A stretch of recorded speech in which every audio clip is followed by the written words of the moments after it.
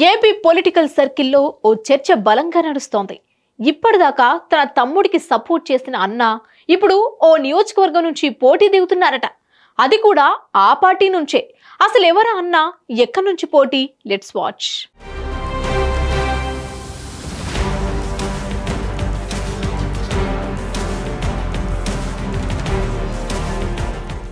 రానున్న ఎన్నికల్లో నాగబాబు పోటీ చేస్తారా? చేస్తే ఏ నియోజకవర్గం నుంచి? ఏపీ పొలిటికల్ సర్కిల్లో ఇదే చర్చ నడుస్తోంది. అసలే ఏపీ రాజకీయాలు ఎటుపోతున్నాయో అంతుపట్టకుండా ఉంది. ఇప్పుడు ఇది ఇంకో పరిణామం. అయితే నాగబాబు పోటీ చేస్తే ఎక్కడి నుంచి అనేది ఇప్పుడు నడుస్తున్న హాట్ టాపిక్. వచ్చే ఎన్నికల్లో పోటీ చేయనని ఇదివరకే ప్రకటించిన నాగబాబు పార్టీ వ్యూహాలు, ప్రచారంలో మాత్రమే పాల్గొంటానని చెప్పుకొచ్చారు. కానీ మారిన రాజకీయ పరిస్థితుల నేపథ్యంలో నాగబాబు తన నిర్ణయాన్ని మార్చుకున్నట్టు తెలుస్తోంది. తెలుగుదేశం పార్టీతో జనసేన పొత్తు పెట్టుకోవడం వల్ల విజయావకాశాలు మెరుగుపడ్డాయని తెలియడంతో ఆయన ప్రత్యక్ష ఎన్నికల్లో మరోసారి పోటీ చేయాలని భావిస్తున్నారు. గతంలో ప్రజారాజ్యం పార్టీని స్థాపించిన చిరంజీవి 2009 ఎన్నికల్లో 2 చోట్ల పోటీ చేశారు. కానీ సొంత నియోజకవర్గంలో ఓడిపోయి తిరుపతిలో గెలిచారు. గత ఎన్నికల్లో పవన్ కళ్యాణ్ 2 చోట్ల పోటీ చేశారు. రెండింటా ఓడిపోయారు.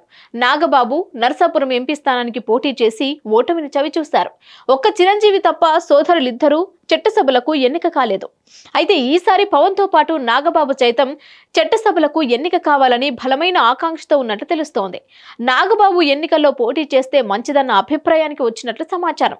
ఎంపీగా గెలిచి నాగబాబు జాతీయ స్థాయిలో పార్టీ వ్యవహారాలు నడిపితే బాగుంటుందన్న అభిప్రాయానికి వచ్చినట్లు తెలుస్తోంది. అయితే ఇప్పుడు పోటీ చేయాలంటే నాగబాబుకు ఒక నియోజకవర్గం అవసరం. పొత్తులో భాగంగా జనసేనకు మచిలీపట్నంతో పాటు కాకినాడ పార్లమెంటు స్థానాన్ని టీడీపీ కేటాయించినట్లు ప్రచారం జరుగుతోంది. వైసీపీ నుంచి వచ్చిన సిట్టింగ్ ఎంపీ వల్లభనేని బాలశౌరికి మచిలీపట్నం, సాన సతీష్ కుమార్ కు కాకినాడ లోక్సభ స్థానం కేటాయించినట్టు తెలుస్తోంది. పోనీ నరసాపురం లోక్సభ స్థానాన్ని కేటాయిద్దామంటే అక్కడ రఘురామకృష్ణంరాజు ఎదురు చూస్తున్నారు. ఈ నేపథ్యంలో అనకాపల్లి అయితే నాగబాబుకు సేఫ్ జోన్ అవుతుందని పవన్ భావిస్తున్నట్లు సమాచారం. పొత్తులకు సంబంధించి మలివిడతలో చర్చల్లో చంద్రబాబు వద్ద అనకాపల్లి విషయం తేల్చుకోనున్నట్టు తెలుస్తోంది. ఇదంతా ఇలా ఉంటే మరోవైపు అనకాపల్లి ఎంపీ స్థానానికి టీడీపీలో విపరీతమైన పోటీ ఉంది. అక్కడ చింతకాయల విజయ్ తన వంతు ప్రయత్నాలు చేస్తున్నారు. మరోవైపు భైరి దిలీప్ చక్రవర్తి అనే నేత సైతం చంద్రబాబుకు వ్యతిరేకంగా చెప్పుకున్నారు.